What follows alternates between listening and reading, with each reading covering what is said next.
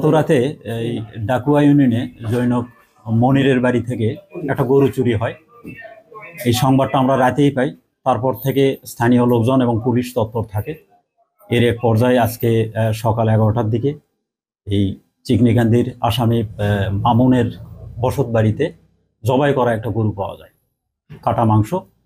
এই সংবাদের প্রেক্ষিতে পুলিশ সেখানে উপস্থিত হয় এবং স্থানীয় জনগণের সহযোগিতায় পুলিশ আসামি মামুনকে গ্রেপ্তার করে এবং কাটা মাংস জব্দ করে। আমরা আসামি এবং মাংস জব্দ করে থানায় নিয়ে আসছি। বাদীর অভিযোগের প্রেক্ষিতে আইনগত ব্যবস্থা নেওয়া হয়।